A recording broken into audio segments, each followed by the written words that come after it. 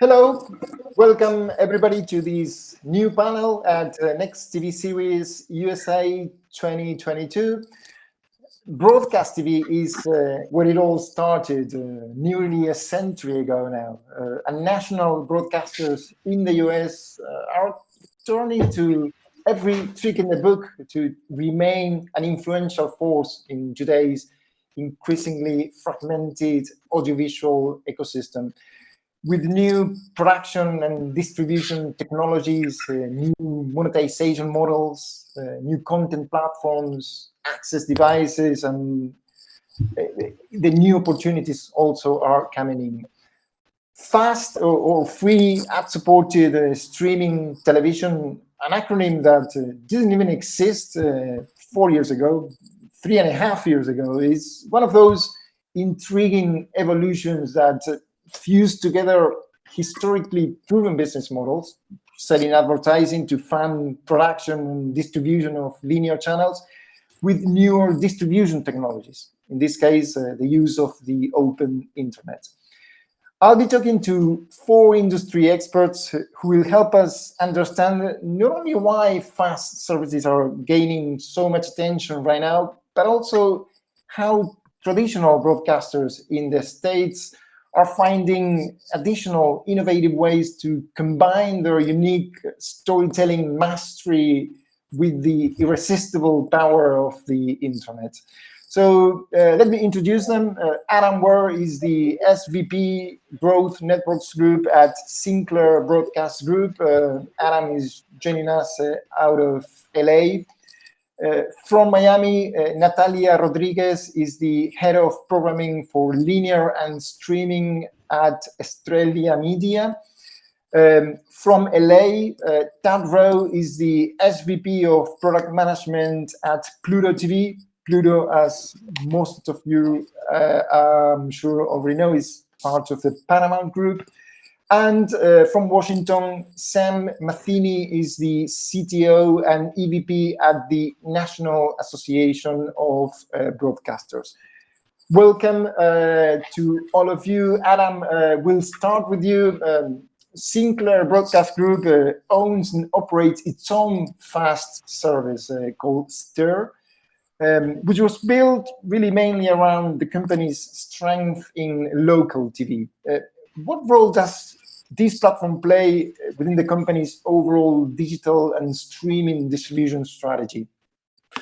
Well, thank you for including me, and I'm excited to talk about all these different things that we've been up to. Just in a nutshell, Sinclair has been on a path of transitioning to the new broadcast standard in the U.S., which is ATSC 3.0, otherwise known as Next Gen TV. Sinclair has been a pioneer in developing broadcast spectrum with other broadcasters in the U.S. And so very early on, before ATSC 3.0 even started to roll out, we've been thinking about all the different opportunities that spectrum will offer. And so STIR really was an on-ramp to ATSC 3.0. What could we do today to get into that business? What learnings could we get from it? And then how does that really apply in a 3.0 world, a next-gen world? The FAST ecosystem is really exciting. The idea that there's an opportunity to build new TV channels that people will have easy access to, and the ability to also use a digital multicast spectrum, which is called ATSC 1.0, also the opportunity to do new digital broadcast networks. So the STIR plan, the digital multicast plan combined have really been all about bringing new channels and new experiences to the marketplace. STIR focuses on local news. We have 80 some odd markets where local news is on the platform. Over 100 channels. Some of them are unique to STIR, some of them are distributed across other platforms. But we're also in the channel creation business. and Comet Charge and TBD, which are digital multicast networks, which are distributed across the country over the air, as well as on cable, satellite, and on STIR. And so that's really been the path for us. It really is about an on-ramp to ATSC 3.0. Okay, thanks for that. Natalia, you oversee both the linear and the streaming programming strategy for Australia Media, a broadcaster competing with some big names in the US Hispanic TV market. What opportunities and what challenges do fast channels bring to traditional broadcasters? Well, fast is definitely bringing an incredible opportunity for content providers like us. Small providers, big providers. It's a great opportunity first to create various channels, each channel with very specific content, which is not only an opportunity to diversify your portfolio, but it's also an opportunity to be more effective addressing any particular audience preferences and affinities. So it's definitely a huge opportunity to be more effective targeting audiences.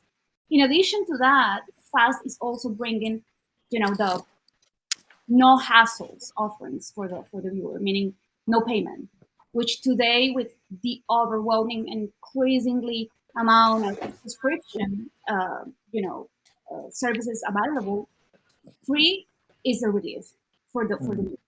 So it's definitely a great opportunity, and I also believe that Fast, because of the viewer overwhelmed with the amount of subscription services, I think, and I personally believe they are now going again, looking back to that old school, laid back, tell me what to watch in your experience, which can be easily replicated in Fast. And I think that's the real opportunity for us broadcasters with the experience of the laid back experience to replicate that. Also, global distribution is something we did. I mean, it was hard to do before, yeah. And on top of that, the game changing monetization, which is of course completely different than what it used to be for traditional television. Okay, thanks for that, Tad. Pluto TV is a global pioneer in the fast space. Why is there such a big interest around free linear TV distributed over the internet right now? And also, how is the wider Paramount Group exploiting synergies between Pluto and its traditional broadcast operations at CBS? Yeah, and thanks for the invitation for the inclusion of the panel as well. But I think starting with the pioneering sense of fast, I think Pluto really inspired and did pioneer the fast model, and we are the largest fast service out there today. When Viacom acquired us in 2019, fast gained some major momentum, and it's been on the rise ever since. While other media companies like NBC, Comcast, Fox, and have either acquired or invested in fast and AVOD services, so we see the rise of even more of the interest in the ad-supported realm. Then the pandemic hit, so subscription fatigue kicked in. Free became extremely attractive, as Natalia was mentioning, which drew then even more interest and attention into Pluto TV. As it's truly, I think we look at this as seeing how we sparked this fast movement. And recently, when Netflix announced that they're exploring and pursuing AVOD, even from starting at the top of SVOD services with Netflix, it's really generated even more interest now that they're interested in going into ad-supported options that this has created across the media and the industry. So overall, I do also believe that the streaming wars plays a big factor, where the amount of SVOD services and the subscription fees that follow suit have really prompted audiences to really weigh the costs with benefits. And we've always been complementary to the SVOD services. So the overwhelming amount of content choices, as well as that has created decision fatigue around what to watch. And then linear curation really makes it easy to just lean back, effortlessly watch programmed content. In terms of how Paramount Global is exploiting the synergies between Pluto Mhm. and I believe not just CBS on the broadcast side, but also the other properties that we encompass, like MTV, BET, Comedy Central, Showtime, and other brands. Pluto is perfectly complementary. And we also act as a funnel into Paramount paid streaming services. And we are a cross-promotional vehicle to drive back to linear. We've created certain channels on Pluto TV, like the Paramount Plus Picks, Showtime Selects, as well as some other ones for BET that are promotional content samplings from those services that entice and upsell users to go subscribe to our premium services. So on the cable side of the business, we have over 50 channels that are dedicated to Paramount brands. They drive back, they help to drive back to linear offerings. We also run programming marathons of popular series like Yellowstone to get audiences excited and ready for the new seasons on the Paramount network, but it starts on the Pluto side. Lastly, we work with CBS in many ways.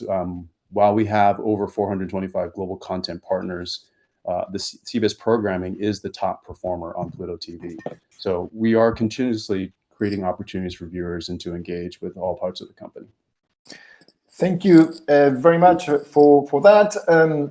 Sam, we have some representatives from broadcasters here in the panel. The very nice thing about having you is that the NAB represents all of the broadcasters in the US. So how are, in general, NAB members positioning themselves to remain as competitive in the streaming world as they've historically been on the more traditional broadcast side? So thank you. And yes, I'm delighted to be here with some of our members. And I do want to say that, like, sort of like when I back up and look at what's going on, the larger market dynamics, and, you know, most folks recognize those, but basically what I consider the big bundle or cable, you know, MVPD type subscriptions, those are down significantly over the past 4 or 5 years. Broadband only homes are up. And antenna use is seen steady over a decade's worth of steady growth. So the original fast channels are growing in an OTA world. But what I think all of this does is it puts us in a position of what I call BYOB TV, or build your own bundle TV, where, as others have indicated, people are packaging together over the air with OTT services. And I think, you know, what Adam said earlier about STIR being a precursor, if you will, to the full next-gen TV environment is very important. But I think there are 5 main ways that broadcasters have been reacting and embracing streaming. And one is that they're streaming via their websites and their mobile apps. 2 would be the implementation and integration of TV everywhere into their traditional cable subscription, so that viewers that you know participate in a normal cable subscription are also able to watch that local TV channel. Certainly 3 would be that they're launching their own streaming services, STIR being a great example of that. But there's Tubi, there's View It, they're participating in services like Haystack TV, News On. And so, you know, a lot of different opportunities there. There also 4 would be participating in launching their own channels on services like Roku or Amazon. And then finally, they are participating as the 5th way in streaming services such as Hulu, UTTV, Fubo, and others. But I think what really sets the programming apart is that commitment to localism, and that the content that they produce is really unique and relevant to folks in their everyday lives. And so that's definitely part of the strategy with how they're programming streaming as well. Okay, very, very comprehensive. Thanks. Adam, sports rights owners have historically relied on subscription-based monetization models to distribute their content. What new opportunities do you think could fast models open up for these types of companies?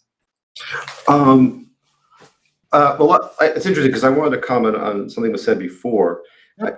I think you know, Pluto was absolutely at the front, right? And they were the ones that really had figured out how to easily ingest, video, insert ads, and do it in a way that was reliable and an easy experience, right? And then was very aggressive in marketing their service and buying downloads and got sampling. This is pre-COVID. And Tubi as well was out there early doing that.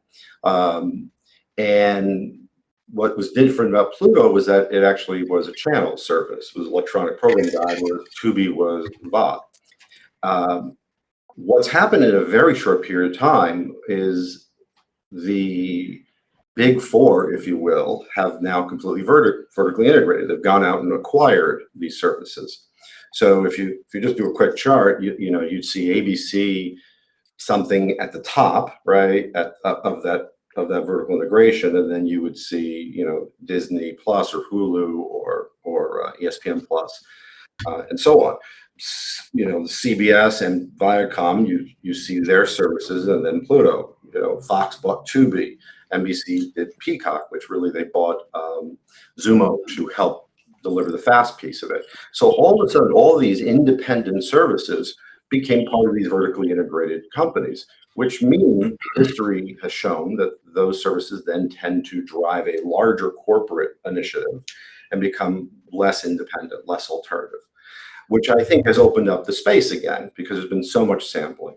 And that means that there's an opportunity for companies that are not necessarily aligned completely with one of those big four to come into the market, and that then leads to sports. So obviously sports has a huge role on the traditional pay TV bundle. There's still a lot of people subscribing, though less than before, but still represents a gigantic chunk of the marketplace, and people want to get live sports there.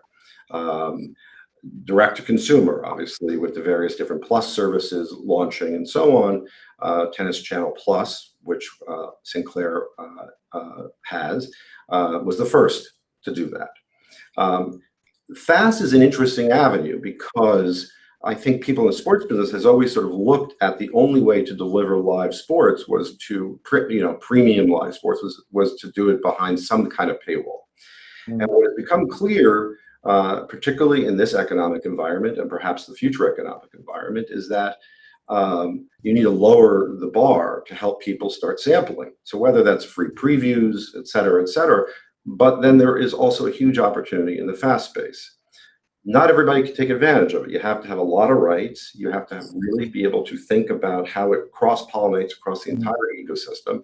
And so Tennis Channel, I think, is a really good example of that, where Tennis Channel has a traditional paid cable TV network that's been around 15 plus years, has Tennis Channel Plus, so in the subscription DTC business for 8 years now, and then just recently launched T2, which is Tennis Channel 2, on Samsung TV Plus, and that launched in March. But you can watch Indian Wells, Miami, Roland Garros, live matches, key courts, etc. So it's not just sort of the extra stuff. And the idea there is, again, creating sort of a funnel opportunity where let's broaden the opportunity, let's bring tennis to more people, and then that could feed the entire ecosystem. And so far, it has shown really, really strong performances, and this is only distributed on Samsung TV Plus. Very interesting. Very interesting. Thanks. Natalia, why is metadata so important when it comes to programming in a fast ecosystem? Metadata. All right. Yeah, that's the thing, right? Everyone is asking, saying, nobody really knows, someone knows. Metadata is everything in the digital world. Anyone who has built a website, who has run a Google ad campaign, who has a VOD platform, a YouTube channel, knows that all the taggings and descriptions of your content matters. So definitely the fast world is not friendly. It's exactly the same. You really need, as I always say, as accurate and detailed are your content descriptors, the better for the artificial intelligence, the AI and machine learning to categorize, identify, and target your audience. So you have to be super aware of putting the genre, the cast, episodic descriptions, mood, teams, And at the end, when you have this organized, you're going to have better workflows in terms of the programming side. You will have better discoverability and recommendation. It's all about discoverability and recommendation from the viewer side. And ultimately, it's going to be better ROIs for your company. So you have to be aware of that on top of the quality of your content, your feeds, your signals, and everything. Metadata matters. Thank you for that. Tad, Adam was mentioning some of the issues with today's vertical integrations with the different media groups. Another clear trend that we're seeing today is this highly fragmented OTT landscape with so many services, connected devices, platforms, and monetization models. What particular opportunities and challenges does such a highly fragmented OTT landscape bring to fast operators and fast channels? Yeah, I think in terms of opportunities, I mean, it is a very highly fragmented OTT landscape in its current state. I think with Pluto TV, we really came about as a result of the need to solve for this paradox of choice. There's an overwhelming amount of content and services out there, which created the decision fatigue that we'll see that's very prevalent today as well. And so the lean back curated model really allowed for a seamless and frictionless viewing experience. And I think in a growing and fragmented streaming market, the costs of services, they begin to add up. And the fact that Pluto is free, it's obviously a winning strategy for those looking into cost cutting. We see ourselves as, again, complementary and not a replacement for any of the paid subscription services or linear broadcast cable television for that matter. From another opportunity side, from the advertiser standpoint, the past few years really have focused highly on ad-free subscription services in the media world. And there were fewer places at the time to be able to advertise to audiences. And so I think with Pluto TV now, we successfully created a new means where everyone wins. Marketers can now advertise, audiences get content for free, and it's proving to be a winning formula, as indicated by the fact that we just surpassed $1 billion revenue in December of last year. So those are the opportunities. I think for challenges wise, the biggest challenges for fast operators are around content discovery, audience engagement, and I think finding where to watch content. These continue to be big hurdles for the streaming industry, period.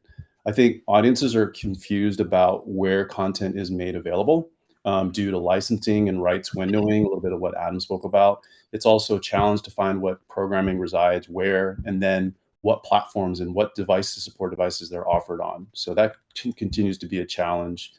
And then I think on the ad tech side, it also remains an area where we all can benefit from further advanced advertising solutions and to be able to offer the best ad experiences and more targeted experiences to our audiences. And then lastly, I think, of course, the challenges are always going to be for any service, whether it's fast or AVOD, it's competing for eyeballs and people's time. Those are always challenges that I think we all can relate to. Okay, thank you. Sam, what are the industry implications of companies like Samsung or LG telling us now, you know what, I'm not just a simple TV vendor anymore, I'm also your content distributors and a fast platform myself, as Adam was very well explaining recently with their integration of their tennis channel with, in that case, Samsung TV. What are the implications of this? Yeah, so I think it's very interesting times, and it's very emblematic of the evolution of the digital distribution space, enabled by everything being connected to the internet. So let me start by just saying these companies are longtime partners with broadcasters, and that we collaborate heavily on things such as standards for OTA distribution or over-the-air distribution.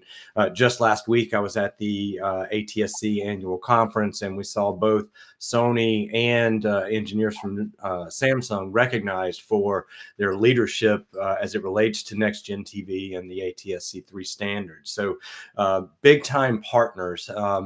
But these have traditionally just been receivers of that over-the-air signal. And then with the advent of smart TVs, they began to offer applications that served as content aggregation services. And now they're moving into the direct sort of their own aggregation and offerings. And I think that really is something that broadcasters have to pay attention to, and really all content providers that use video and televisions as a means of consumptions. And so I kind of have three big areas that I would like to say to watch. And one is the amount of data that these companies are going to be collecting on all of their viewing, in particular their fast channels, because they're going to be able to use that data to develop their channel lineups and make content and programming decisions. Two would be sort of if and how they continue to allow third-party devices to connect to them. They're no longer just a monitor, but as you said, an aggregator. And then principally also got to be concerned with the channel lineup and placement. Where do they put that priority? And so I would say the broadcasters don't just need to watch this, though. They need to participate. As Adam was already pointing out with T2, there are opportunities for new types of partnerships and agreements. And certainly on all of that, you're going to need to understand the economics that are involved. But as long as broadcasters produce and distribute the most viewed content, the most prized content. And today, over 90% of the most watched shows are on local broadcast television, with the other 10% really being sports carried on cable. That's going to mean that broadcasters are in a great position to have those types of conversations and figure out the business models. But make no doubt, this is a new way of accessing content. And these companies are now looking to monetize not just on the sale of that television set, but in perpetuity, if you will. And so they've got a vested stake in that, and the economics are going to be determined. Absolutely. And by the way, we're going to have our closing session today. We'll discuss particularly what some of these connected TV devices are looking to achieve. Natalia, Dad mentioned a couple of times the importance of the curation concept that's associated with fast services. What new significance do the concepts of both curation and programming take on as we transition from broadcast to fast distribution models? Why is it so important? Well, I would like to put an example of what could be conceived as programming and what could be conceived as curation, and whether those two are combined. So when I first think about the traditional linear free television, I think about first in programming, in a sense that I have to schedule a program in a very specific day part, morning, afternoon, access time, prime time, right? And once upon a time, those day parts kind of like define the audience you wanted to target, right? You think about the people watching in the prime time, maybe in the late fringe, so you do your late night show, or you have your noon newscasts. It was based on day parts. But then on the other side, you have the cable perspective, right? And when cable start, you kind of see a little bit more of a curation premise, which is kind of like taking a theme and curating under the theme. You see History Channel, Discovery, Nature, MTV, music. Well, music back in the day, but right now it's reality. Or ESPN sports. So when you have those niche type of themes curations, you can talk about curation. When you think about day parts, programming. Going into the transition into the fast models, I believe in a concept that I call the super curation programming, which includes both. Because first, you need to curate themes for the consumers who want to watch something they liked based in their preferences, affinities, hobbies, culture, ideologies, right? And they want to watch it when they want to and in their own pace, at their own time. So that's curation. But also, you need to complement that with bringing appointment viewing in fast, as we do in broadcast. You need to have live events. You need to have special shows, and you need to gather people around the television at once. And that's programming. So for me, FAST bring both together. And that's a challenge, but at the same time, an opportunity. Okay, interesting. Thanks.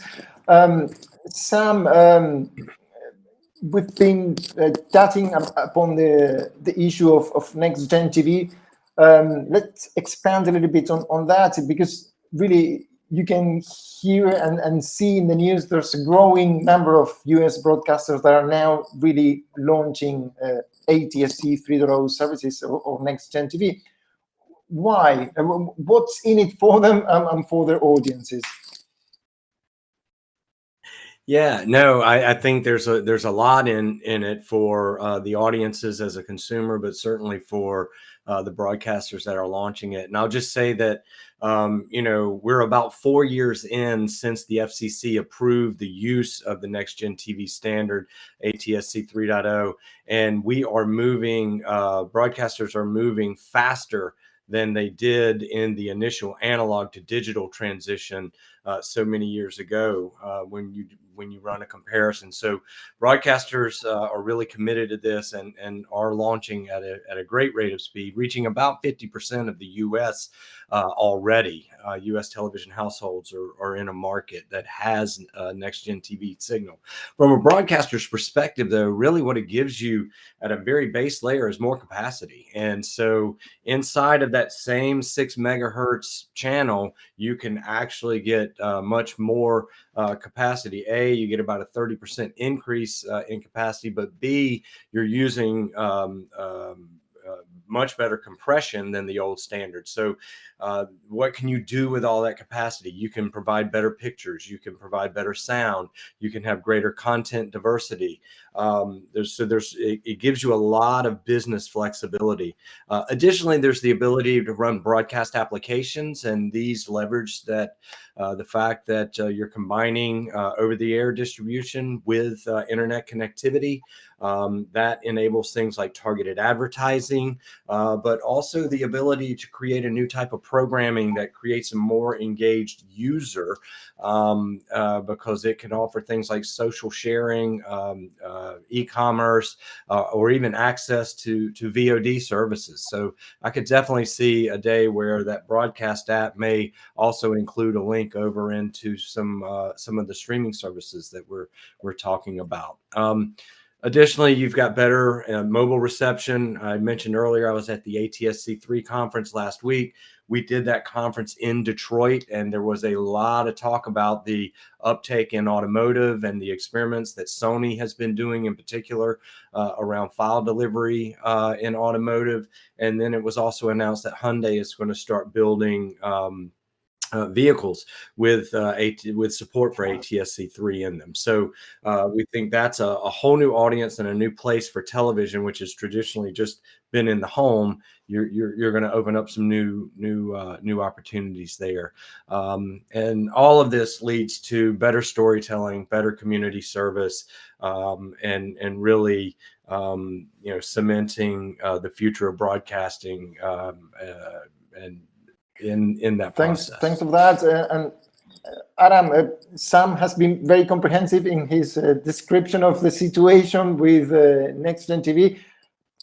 Is there anything else you can see coming in terms of new applications or new business models that could emerge once this technology gains even more of a foothold? I think the way to look at it quite simply is anything that a streaming service can do, a broadcast service can do, because what ATSC 3.0 is, it's IP-based delivery, which means that would be called streaming. And so whether it is the ability to download apps for automotive updates instead of bringing your car into the service center to get that update, that if you don't get, your car will just break in the middle of the road. You can now do that wherever your car might be in the garage. It just pushes overnight in the same way you just get updates on your phone of apps. So that's something that people never really thought about broadcasters doing. The data opportunities are immense because of the IP-based part of it, and also because of the larger pipe, the size of the spectrum. But I really do think if you go all the way through all this, we're talking about channel, we're talking about viewers, we're talking about tons of choices, et cetera, right? And this was all sort of building and then exploded when COVID came, because you had tons of people at home all trying to figure out what to do. They watched Netflix completely, right? That happened in the first week. So then it was like, okay, what else am I going to watch? And they started watching a lot of different services, downloaded a lot of different things, bought a lot of different types of devices. And that's a lot of sampling. And that at some point settles down. People will come in. And so that's one of the biggest issues streamers have is churn. They get sampled and then people leave. So really what it comes down to is about trust. It's trust in brands. Right, the relationship between a viewer, in essence, and the television has remained unchanged throughout all of this. There's a couch, there's a TV, and you want to sit down and you either want to be told a story, you want to be informed, you want to get updates on what's happening in the world, you want to escape. You may want to do it at a different time than the programmer wants to deliver it to you. So there's that part of it. But ultimately, you would like to do less work. You would like to trust in a brand to do the work for you and deliver programming to you in an environment that you want to. Well, that you're sitting on the couch, and that's actually called the television network business. That's a channel business. That's what local broadcasters do. So I think anybody that's in this space needs to think about that fundamentally, which is we're actually in the programming service business and thinking about that viewer. And while metadata is critical, there's issues with metadata, right? I can't seem to find anything but cocaine related things on Netflix because I watched Narcos and it just keeps pushing to me everything related to that. So while I'm certain that the metadata and the use of it will get better, really it comes down to people that are in the storytelling business that know how to develop brands and therefore can figure out how to use the spectrum to engage viewers on a consistent basis and not just on a quick hit basis. And that's what we try to do with our networks with Comet, Charter, and TBD, right? These are over-the-air television networks. A lot of people don't even know they existed. You just need an antenna. That's it, right? $20 antenna, and you pick up all your local TV stations. So you get your ABC, CBS, NBC, Fox, et cetera, all the local news, all the local syndicated programming. And then also you start clicking and you realize there's another 100 channels sitting there. And while they used to mainly all be sort of shopping and things like that, they've now become in many ways the early days of cable. Right, and so Sam referred to the original FAST. They are the FAST OGs, if you will, right? And these networks, Comet alone, for instance, we ran a Planet of the Apes marathon on the Comet television network, and it delivered 1.5 million viewers, and they weren't there for like 2 minutes, right? These were the old Planet of the Apes movies, and this was people just sampling it on antenna and got there. So I actually sort of think what you'll see is a shrinking of the amount of channels that are out there. Just because you can make a channel doesn't mean you can actually make a channel. And I think, you'll start to see lots of consolidation because there's a lot of choice and not all that can survive. And then I think you're going to probably have an ecosystem that consists of over-the-air television, pay TV, streaming TV, fast, direct-to-consumer, et cetera, and they will all complement each other in some form. Neither one of them is going to be out there to destroy the other, right? Which really was the old story, cable versus broadcast, right? That's not really the case now. They are all complementary. So anyway, that's where I think the opportunity lies. Thanks for that. And Dad, Adam was just saying, there's the couch, there's the TV, and there's usually you just sitting there trying not to spend too much time on finding what to watch. I think it's interesting because with fast services, Pluto has historically provided that sort of instant gratification viewing experience where really no sign-up process is required to watch content on the platform, unlike what's the typical experience with OTT services. But how do you balance that sort of simplicity attribute with the need to collect high-quality first-party data, which we all know is crucial when it comes to building targeted advertising services? Yeah, we have an interesting challenge ahead of us as we want to remain free, frictionless as a platform, and that's simple to use. As you mentioned, it's instant gratification. It's very cable TV like. When you turn the box on, you get content. But at the same time, we want users to lean in by signing up, thereby, of course, collecting that first party data, and we can optimize that as well. But so the other advantage of being able to get a registration from our users is around just providing more personalization benefits. And I think that's a key thing from a product perspective, is looking at how do we really facilitate the engagement of our audiences and retention for that matter through personalization. So there's a lot of value propositions for our customers that they can obtain with a signed in experience. And so that's a challenge, I think, with, again, remaining a service where there is no onboarding flow where you have to whip out a credit card and purchase and subscribe to us. It's essentially drop you in and it's free, and then get to the point of just having some immediate content to watch. So while we don't require registrations, we are continually working on ways to incentivize our users, those who want a deeper experience. We want them to sign up we're developing products and features that will entice them to do so and provide a richer experience across our multiple platforms. One example of this is our kids mode. It's our kids experience that we have on Pluto TV. This allows our households with parents and kids, for the parents to filter down that content to showcase only the kids content. And in order to use kids mode, you have to sign up. So to ensure, in that way, we can ensure we're providing a kid-safe environment that's COVID compliant at the same time. So really, from the product perspective, it's really about, I think, building products that people want to use as the source of attraction, and then make them want to utilize features and tools for their purposes and their benefits, and all the while balancing them as incentives to sign up and register. Thank you. And also staying on in terms of the challenges associated with FAST, Natalia, there's a challenge there connected with planning for different time zones when you schedule in FAST compared with conventional linear broadcasting, right? What's going on there? Well, I think it's depending on the technological restrictions you have, depending on the service you're using to launch your feed. But sometimes, and it's some in our case, some of our channels have the challenge. You don't have the split signal, the split feeds for each of the time zones, which for broadcasting generally is for Mountain, Central, West, West and East. And in the case that you have just one feed, you need to start thinking about how you're going to program with a feed when something that is at 9 p.m. in the East is going to be at 6 p.m. in the Pacific.